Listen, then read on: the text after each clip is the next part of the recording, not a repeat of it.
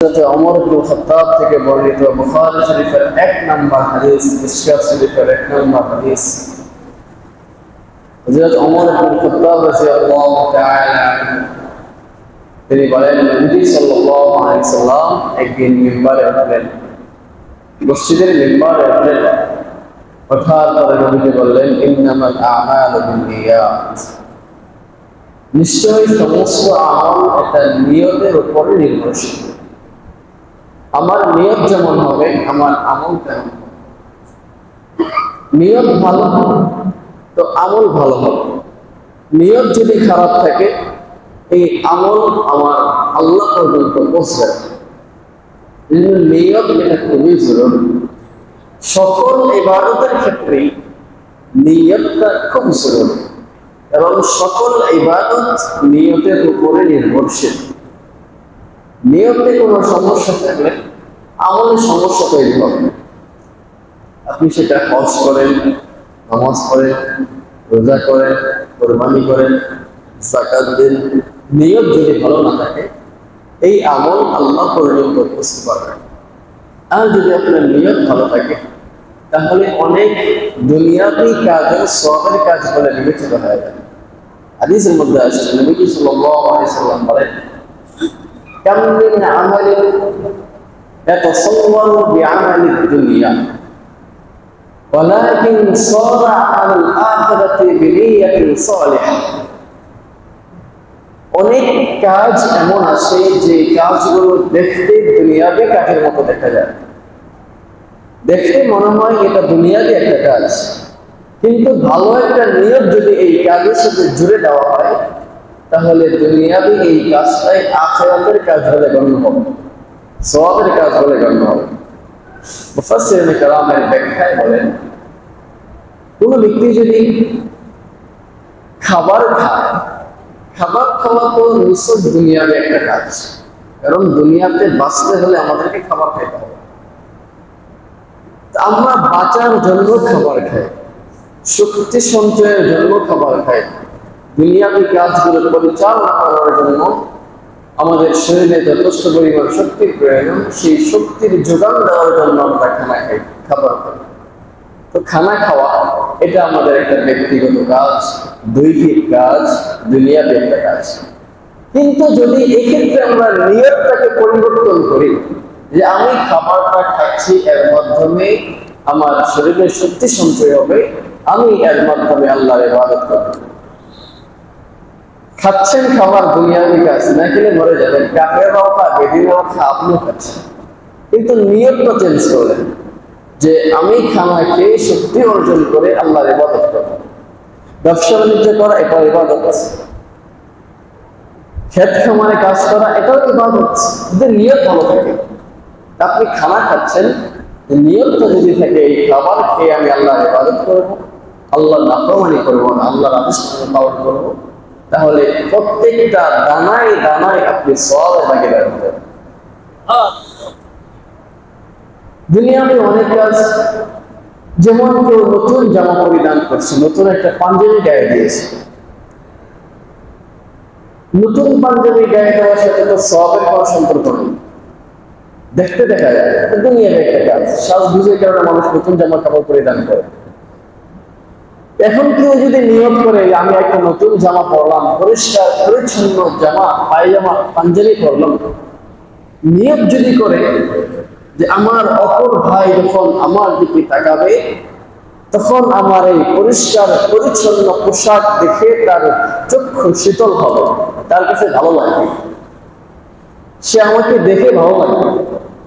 অপর মুসলিম ভাইয়ের ভালো লাগার নিয়তে কেউ যদি ভালো পোশাক পরে, পরিষ্কার পরিচ্ছন্ন পোশাক পরে, তাহলে এই পোশাকের কারণেও তার আমলনামায় সওয়াব লেখা হবে। নিয়ত এমন একটা ডিভাইস, এমন এক যন্ত্র, যেই যন্ত্রের মাধ্যমে অনেক দুনিয়াবি কাজ, আখিরাতের কাজ, সওয়াবের কাজ বলে গণ্য হয়। কেউ ভালোভাবে চলাফেরা করে, সামর্থ্য আছে, সে গাড়ি ক্রয় করেছে, মোটরসাইকেল ক্রয় করেছে, প্রাইভেট কার ক্রয় করেছে, কিন্তু নিয়ত হলো যে আল্লাহ আমাকে যে সম্পদ দিয়েছে আমি এই সম্পদের শুকরিয়া স্বরূপ এটাকে ব্যবহার করছি, আমার প্রয়োজন একটা মোটরসাইকেল, আমার প্রয়োজন একটা 4 চাকার প্রাইভেট কার। তো আল্লাহ আমাকে সামর্থ্য দিয়েছে, এই সামর্থ্যটাকে কাজে লাগিয়ে আমি কর্মের মাধ্যমে আল্লাহ শুকরিয়া আদায় করছি। এই নিয়তে কেউ যদি গাড়ি ক্রয় করে, এই গাড়ি ক্রয় করাও তার জন্য সওয়াবের কাজ বলে বিবেচিত হবে। ব্যবসা বাণিজ্য আমরা অনেকেই করি, নিয়তটা যদি চেঞ্জ করি ইনশাআল্লাহ ব্যবসার মাধ্যমে আমরা সব পেতে পারি।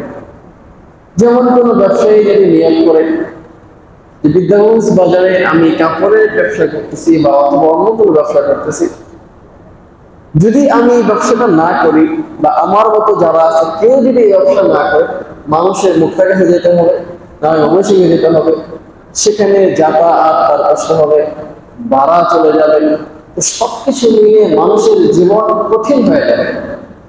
এখন আপনি নিয়োগ করলেন আমি কাপড়ের ব্যবসা করতেছি, শহর থেকে কাপড় সরবরাহ করে গ্রামের বা এই ইউনিয়নের মানুষের কাপড়ের চাহিদা পূর্ণ করতেছি, আমি তাকে সহযোগিতা করতেছি।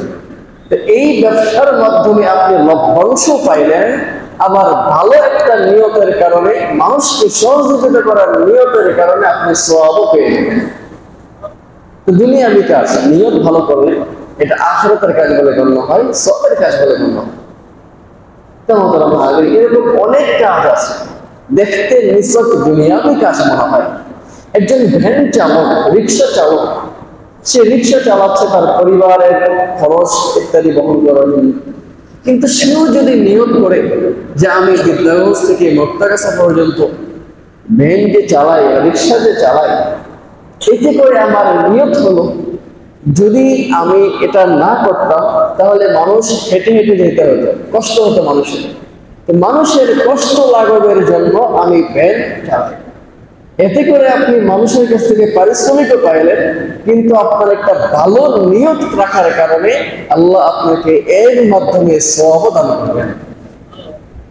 একইভাবে দুনিয়াবি যত কাজ আছে, জায়েজ বৈধ যত কাজ আছে, বৈধ কাজগুলোতে যদি আমরা নিয়তকে, ভালো একটা নিয়তকে সম্পৃক্ত করতে পারি, আমাদের এই ভালো নিয়তের কারণে আমাদের দুনিয়াবি কাজগুলো আমাদের সওয়াবের কাজ বলে গণ্য হয়ে যাবে। একইভাবে নবীজি বলেন কামিন আমালিন ইয়াতাসাওয়ারু বিআমালিল আখিরাতি ওয়ালাকিন সাআ আমালুদ দুনিয়া বিনিয়াতিস সাইয়্যা। নবীজি সাল্লাল্লাহু আলাইহি ওয়াসাল্লাম বলেন আখিরাতের অনেক কাজ এমন আছে যেগুলো দেখতে অনেক আখিরাতের মনে হয়, কিন্তু নিয়ত খারাপ কারণে এগুলো দুনিয়াবি কাজ বলে গণ্য হবে, এর জন্য কোনো সওয়াব লেখা হবে না, নেকি লেখা হবে না। যেমন নামাজ, নামাজ পড়ার মাধ্যমে কেউ দুনিয়াতে ডাল ভাত খাবে এই আশা কেউ করে না। নামাজ একমাত্র আখিরাতের জন্যই মানুষ পড়ে, সওয়াবের জন্যই মানুষ পড়ে। দুনিয়াবি কোনো লাভ নামাজের মাধ্যমে বাহ্যিকভাবে কোনোভাবে দেখা যায় না, কিন্তু নিয়ত যদি খারাপ থাকে এই আখিরাতের কাজটা, সওয়াবের কাজটা আমাদের দুনিয়াতে নিছক একটা কাজ বলে বিবেচিত হবে, কোনো সওয়াব আসবে না। কেউ নামাজের মাধ্যমে যদি নিয়ত করে হজ করে আসছি, নামাজ না পড়লে মানুষের খারাপ করবে, এই কারণে কেউ যদি নিয়ত করে তার এই নামাজ তার ক্ষতির কারণ হবে। আল্লাহ সম্পদ দিয়েছে, যাকাত দেবে আল্লাহর জন্য, এটা না করে যাকাত দিচ্ছে আখিরাতের একটা কাজ করছে, নিয়ত হলো আমি যাকাত দেব মানুষকে জানাবো যে আমি অনেক বড় ধনী মানুষ, আমি যাকাত দিয়ে মানুষকে এলান দিই ধ্যান ধ্যান ধরা টাক ভর্তি কাপড় এনে মানুষকে দেবো আর মানুষকে দেখাবো যে আমি অনেক বড় দাতা মানুষ। এই নিয়ত যদি কেউ করে, যাকাত এটা আখিরাতের কাজ, সওয়াবের কাজ, নিয়ত খারাপ করার কারণে এই সওয়াবের কাজটাই কোনো সওয়াব লেখা হবে না, বরং গুনাহ লেখা হবে। নিয়ত এমন একটা জিনিস, অন্তরের ইচ্ছা এটা এমন একটা জিনিস যার মাধ্যমে দুনিয়াবি কাজকে আখিরাতের কাজ করা যায়, আবার আখিরাতের কাজ নিয়ত খারাপ হওয়ার কারণে দুনিয়াবি কাজ বলে বিবেচিত হয়। কিয়ামতের দিন রব্বুল আলামিন অনেক ব্যক্তিকে ডাকবেন, হাজী সাহেবকে ডাকবেন, গাজীকে ডাকবেন, আলেমকে ডাকবেন, জিজ্ঞেস করবেন কি ব্যাপার, আমার জন্য তুমি কি করে আসছো? আলেম সাহেব বলবেন আল্লাহ ইলম শিখছি, মানুষকে শিখাইছি, মানুষকে বয়ান করছি, ওয়াজ করছি, মানুষকে জানাই দিছি, মানুষকে আমলের পদ্ধতি শেখাই দিছি। আল্লাহ তাআলা বলবেন তুমি তো এগুলো আমার জন্য করো না, তুমি তো মানুষকে জানাইনোর জন্য করছো, তুমি অনেক বড় আলেম, তুমি অনেক বড় জাননেওয়ালা, এই নিয়তে তুমি বয়ান করছো, এই নিয়তে তুমি এলেম শিখছো, এই নিয়তে তুমি মানুষকে দেখাইছো। সুতরাং মানুষ তো তোমাকে দুনিয়াতে বড় আলেম বলেই চিনত, সবাই তোমাকে আলেম বলেই ডাকতো। সুতরাং তুমি তো তোমার প্রতিদান দুনিয়াতেই পেয়ে গিয়েছো, আজকের দিনে তোমার জন্য কিচ্ছু থাকবে না। হাজিকে জিজ্ঞেস করবে আমার জন্য কি করেছ, হাজি সাহেব বলবে আল্লাহ তোমার জন্য লক্ষ লক্ষ টাকা খরচ করে শ্রম দিয়ে গরমের মধ্যে জীবনের মায়া ত্যাগ করে হজ করে আসছি, তোমার জন্য করেছি। আল্লাহ বলবেন দেখো তোমার নিয়ম ছিল মানুষ তোমাকে হাজি বলে ডাকবে, এই জন্য তুমি হজ করেছো, হাজি সাহেব ডাকবে, এই নিয়তে তুমি হজ করেছো। সুতরাং মানুষ তো তোমাকে দুনিয়াতে হাজি সাহেব ডাকছেই, তুমি তোমার প্রতিদান পেয়ে গিয়েছো। সুতরাং আজকে আমার কাছে কিচ্ছু পাবে না।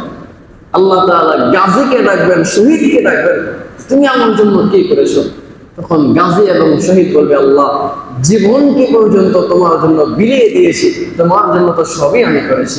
আল্লাহ বলবেন মিথ্যা বলছো, তুমি যুদ্ধ করেছো মানুষকে দেখানোর জন্য, মানুষ তোমাকে বীর বলবে, এই জন্য তুমি যুদ্ধ করেছো, আমার জন্য তুমি যুদ্ধ করো নাই। আজকে তোমার ওই জিহাদের সওয়াব বলতে আমার কাছে কিচ্ছু তোমার নেই। এই ব্যক্তিটা অসহায় হয়ে যায়। যদি আমাদের নিয়ত ভালো থাকে আমাদের কর্ম ভালো বলে বিবেচিত হবে, আর যদি নিয়ত খারাপ থাকে, নিয়তে গড়বড় থাকে, তাহলে ভালো কাজও আমাদের কোনো কাজে আসবে না, নামাজও আমাদের কোনো কাজে আসবে না, রোজাও আমাদের কোনো কাজে আসবে না, হজ যাকাত সাদাকা জনকল্যাণমূলক কাজ কোনোটাই আমাদের কাজে আসবে না, দুনিয়াতে আল্লাহ দিয়ে দেবেন। তো মোহতারাম হাজির, সকল ক্ষেত্রে আমাদেরকে নিয়ত সহি করে নিতে হবে। মোহতারাম হাজির, রাসূল করিম সাল্লাল্লাহু আলাইহি সাল্লাম বলেন, মুসলিম শরীফের 2564 নম্বর হাদিস, আল্লাহ হাবিব সাল্লাল্লাহু আলাইহি সাল্লাম বলেন ইন্নাল্লাহা লা ইয়ানজুরু ইলা সুওয়ারিকুম ওয়া লা ইলা আজসাদিকুম ওয়ালাকিন ইয়ানজুরু ইলা কুলুবিকুম ওয়া আমালিকুম।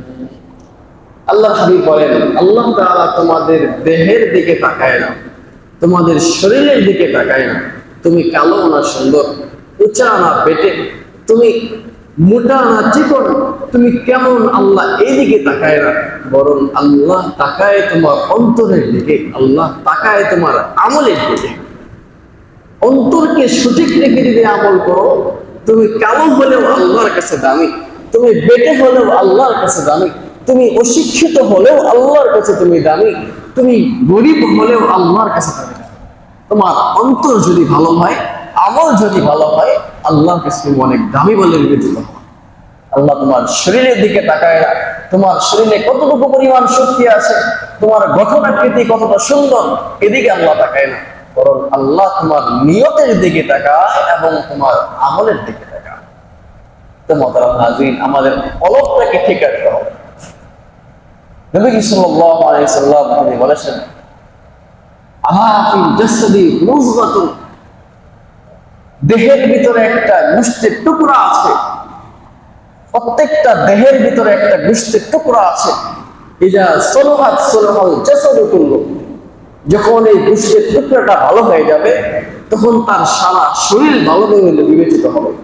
ওয়া ইজা ফাসাদাত ফাসাদাল জাসাদু কুল্লু, যখন এই গোশতের টুকরাটা খারাপ হয়ে যাবে তার সারা শরীর খারাপ হয়ে যাবে। নবীজি বলেন আলা ওয়াহিয়াল কলব, আলা ওয়াহিয়াল কলব, শুনে রাখো ওই গোশতের টুকরাটা হলো মানুষের অন্তর, মানুষের হার্ট, এটা হলো সেই গোশতের টুকরা, যে গোশতের টুকরা ভালো থাকলে সারা শরীর ভালো, যে গোশতের টুকরা খারাপ হয়ে গেলে সারা শরীর খারাপ হবে। বাস্তবিক অর্থেও এটাই, মানুষের হার্ট যদি ভালো থাকে সারা শরীর ভালো থাকে, হার্ট যদি ব্লক হয়ে যায়, হার্ট যদি নষ্ট হয়ে যায়, তাহলে সারা শরীর নিস্তেজ হয়ে যায়। এটা হলো দুনিয়ার সিস্টেম। ঠিক আমলের ক্ষেত্রেও কারো যদি নিয়ত ভালো থাকে তার আমল ভালো বলে বিবেচিত, কারো যদি নিয়ত খারাপ থাকে তাহলে তার আমল খারাপ বলে বিবেচিত হবে। উভয় ক্ষেত্রে হার্টের গুরুত্ব এত বেশি, অন্তরের গুরুত্ব এত বেশি। নিয়ত ভালো আমল ভালো, নিয়ত খারাপ আমল খারাপ, হার্ট ভালো শরীর ভালো, শরীর ভালো আপনার হার্ট খারাপ শরীর খারাপ হয়ে যাবে। আমাদের এই জায়গাটা অন্তরটাকে পরিষ্কার পরিচ্ছন্ন রাখতে হবে, সবসময় ভালো নিয়ত রাখতে হবে। যে কোনো কাজ করি নিয়তটাকে ভালো রাখতে হবে। এতে করে ইনশাআল্লাহ দুনিয়াবি কাজগুলো আমরা আখিরাতের কাজ বলে বিবেচিত করতে পারবো। মুহতারাম হাজির, নবীজি সাল্লাল্লাহু আলাইহি সাল্লামের হাদিস ইমাম বাইহাকি রাহমাতুল্লাহ আলাইহি শুআবুল ঈমানের 6859 নম্বর হাদিস, নবীজি বলেন, নিয়াতুল মুমিনি আবলাগু মিন আমালিহি ওয়া নিয়াতুল কাফিরি আবলাগু মিন কুফরিহি। একজন ঈমানদারের নিয়ত তার আমলের চাইতে বেশি দামি, বেশি গুরুত্বপূর্ণ। একজন কাফেরের নিয়ত তার কুফরির চাইতে বেশি ভয়ঙ্কর। এর ব্যাখ্যায় মুফাসসিরিন কেরাম বলেন যে একজন ঈমানদার আমল করে বেঁচে থাকে ধরেন 100 বছর। সাধারণত এখনকার সময় আমাদের জীবনের আয়ু 50-60 বছর। ধরেন কেউ 100 বছর আমল করলো, একেবারে কোনো গুনাহ করলো না।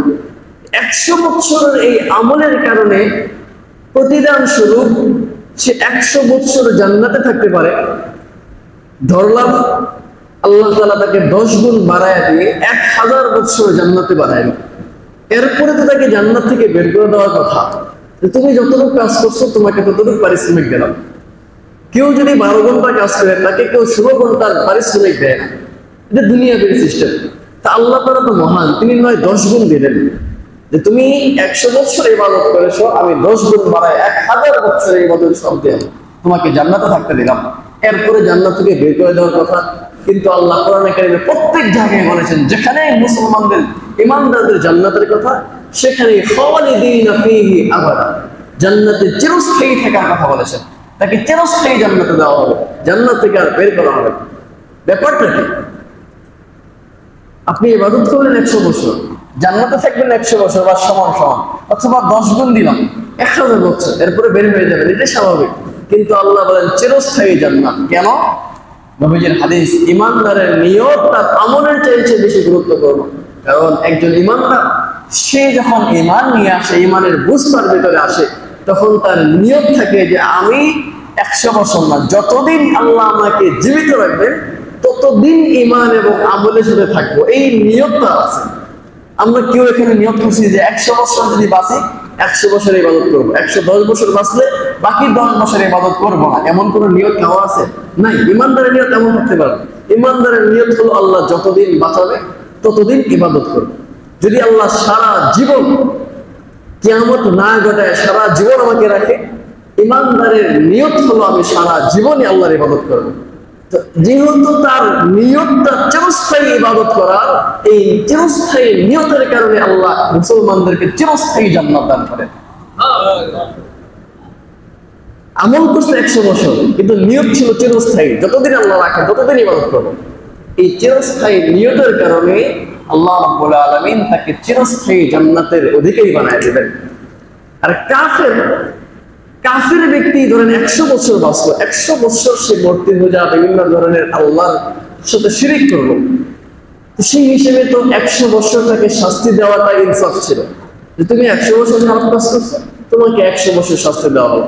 না হয় রাগে আরো 10 গুণ বাড়ায় 1000 বছর শাস্তি দেওয়া হলো, এরপরে তো জাহান্নাম থেকে তাকে বের করে দেওয়া দরকার। কিন্তু আল্লাহ তাআলা জাহান্নামীদের, কাফেরদের সম্পর্কে যেখানে বলেছেন জাহান্নাম, সেখানে বলেছেন খালিদিনা ফিহা, সেখানে তারা চিরস্থায়ী থাকবে। জাহান্নামে কাফেররা চিরস্থায়ী থাকবে। কেন? বলে নিয়াতুল কাফিরি আবলাগু মিন কুফরিহি, কাফেরের নিয়ত তার আমলের চেয়ে ভয়ঙ্কর বেশি।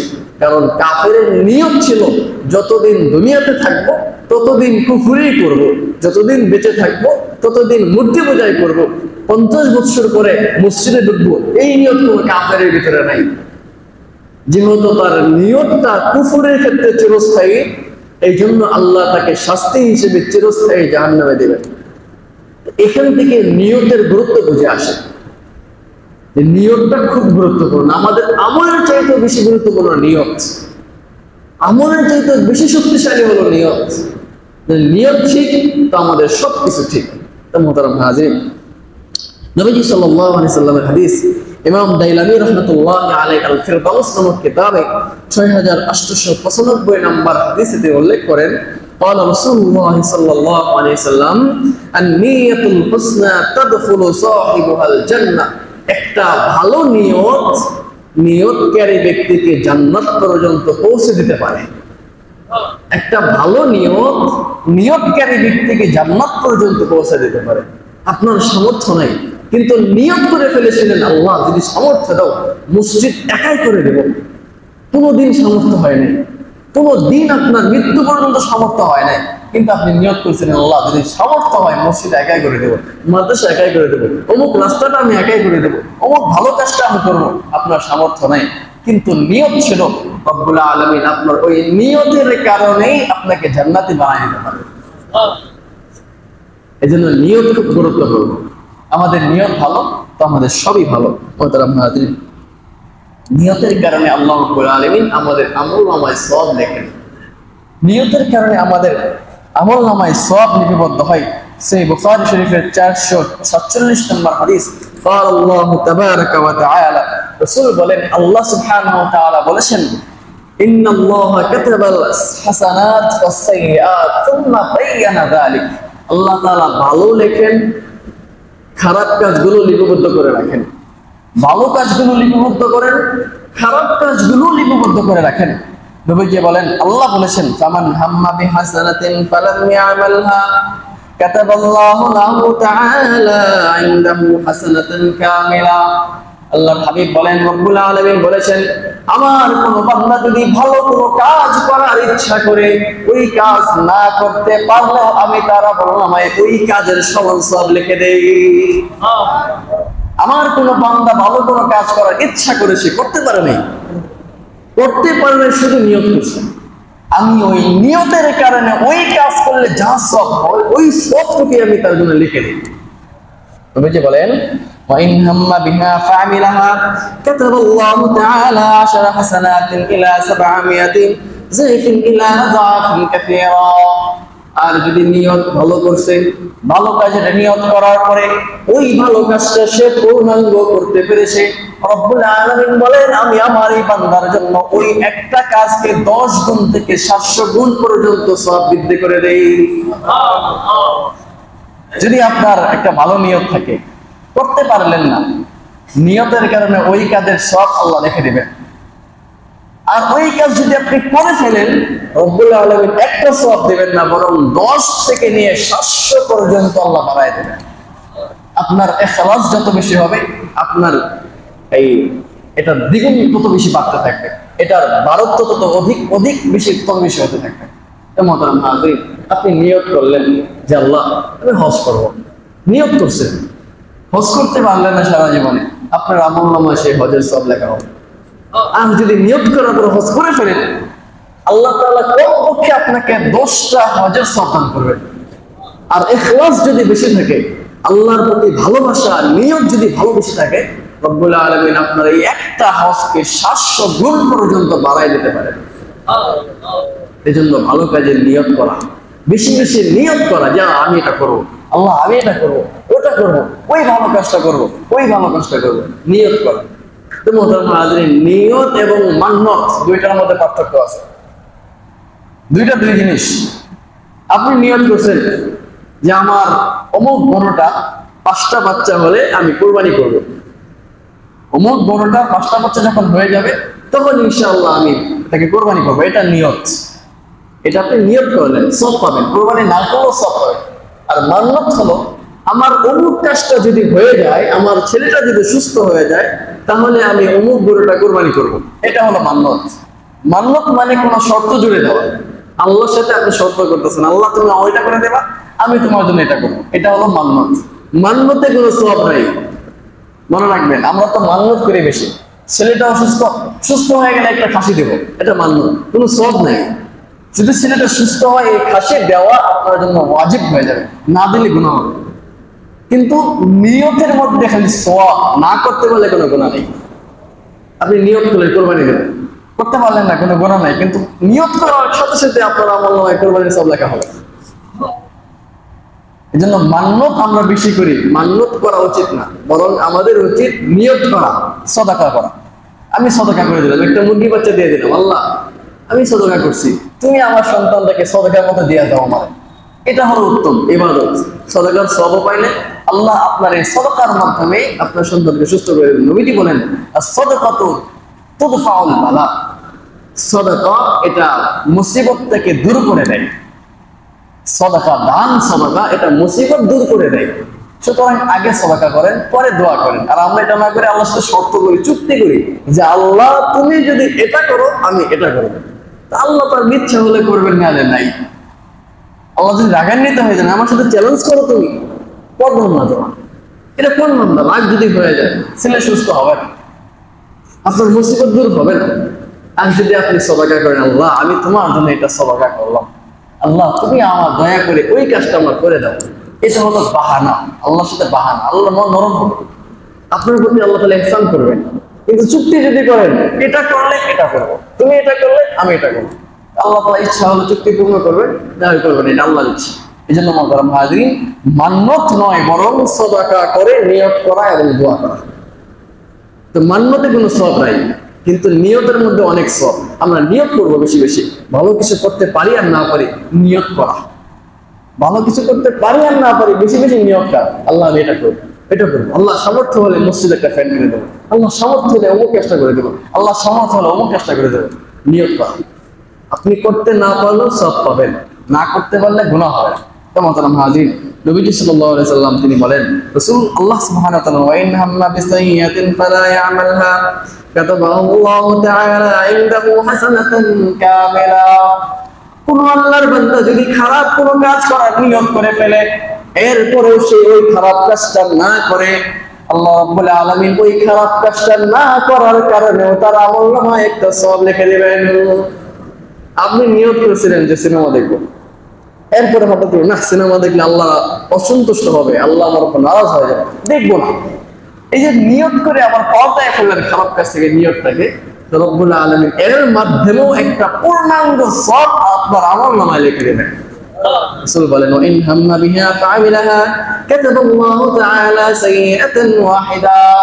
আল্লাহ কত রহমান, যদি বান্দা নিয়ত করে খারাপ কাজ করার, এরপর সেই খারাপ কাজটা করেই ফেলে, রব্বুল আলামিন 10টা লিখবেন না, বরং একটা গুনাহে তার আমলনামায় লিখবেন।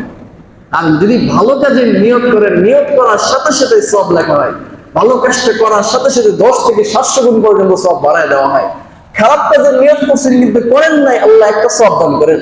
আর খারাপ কাজে নিয়ত করার কারণে কোনো গুনাহ হয় না, কিন্তু ওই খারাপ কাজ করে ফেললে রব্বুল আলামিন একটা গুনাহ দান করেন, একটা গুনাহ দিয়ে ফেলে।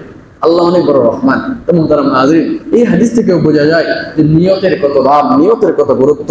নিয়ত যদি ভালো থাকে, ইনশাআল্লাহ নিয়তের মাধ্যমে অনেক কাজ হাসিল করা আমাদের জন্য সম্ভব হয়। ভালো নিয়তে কোনো কাজ করলে, সেই কাজের ওসিলা ধরে দোয়া করলে রব্বুল আলামিন সেই দোয়াও কবুল করে নেন। সেই বুখারীর হাদিস, নবীজি সাল্লাল্লাহু আলাইহি সাল্লাম তিনি বলেন, তোমাদের পূর্ববর্তী জাতির 3 ব্যক্তি, অর্থাৎ বনী ইসরাঈলের 3 ব্যক্তি, انطلق 3 نفر ممن كان قبلكم حتى اذا آوى في المبيت الى غار فدخلوه। তোমাদের পূর্বের 3 ব্যক্তি, অর্থাৎ অন্য উম্মতের 3 জন ব্যক্তি রাতের বেলা হাঁটতে হাঁটতে এক পাহাড়ের গর্তের কাছে চলে আসলো। এরপরে সেই গর্তের ভিতরে রাত্রি যাপনের জন্য তারা ঢুকে গেল। রাসূল বলেন, ফানফাজারাত সাখরাতুন মিনাল জামাল ফাসাদ্দা আলাইহিমুল গার। পাহাড়ের উপর থেকে একটা পাথর পড়ে সেই গর্তের মুখটা বন্ধ হয়ে গিয়েছিল। তারা গর্তে ঢুকছে 3 জন ব্যক্তি রাত্রি যাপন করার জন্য, ঢুকার সাথে সাথেই পাহাড়ের উপর থেকে একটা পাথর পড়ে, বড় একটা পাথর পড়ে গর্তটা বন্ধ হয়ে গিয়েছে। এখন তো তারা পেরেশানিতে পড়ে গেছে, কিভাবে বের হবো, এখানে তো কেউ আসবে না, বের করার কোনো যন্ত্র নাই, মোবাইল ফোন তো ছিল না যে ফোন করে বলবে এদিকে ট্রাক নিয়ে এসে টেনে বের করবে, সম্ভব ছিল না, নিশ্চিত মৃত্যু, এর বাইরে কোনো রাস্তা নাই। তখন তারা পরামর্শ করলো, ফাকালু ইন্নাহু লা ইয়ানজিকুম মিন হাদিহি সাখরা ইল্লা আন তাদউ আল্লাহ তাআলা বিসালিহি আ'মালিকুম। আল্লাহ তোমাদেরকে এই বিপদ থেকে মুক্তি দিতে পারে একটা উপায়, সেটা হলো তোমাদের জীবনে যদি ভালো কোনো কাজ থাকে, সেই কাজের ওসিলায় দোয়া করো। আমাদের 3 জনের জীবনে যদি নিয়ত খালেস রেখে কোন একটা কাজ থাকে, সেই কাজটাকে সামনে রেখে দোয়া করো। তখন একজন বলল, আল্লাহুম্মা ইন্নালি আবওয়ানি শাইখান কাবীরান। ও আল্লাহ, আমার বাড়িতে বৃদ্ধ পিতামাতা ছিল, আমি বাজারে একটা ছোটখাটো ব্যবসা বাণিজ্য করতাম, বাজার থেকে ফিরে এসে আমি আমার পিতামাতার মুখে আগে খাবার তুলে দিতাম, এরপরে আমি আমার সন্তান এবং স্ত্রীকে নিয়ে আমি খানা খাইতাম। প্রতিদিন এভাবে চলতেছিল। এক রাতে বাজার থেকে আসতে আমার অনেক দেরি হয়ে গেল।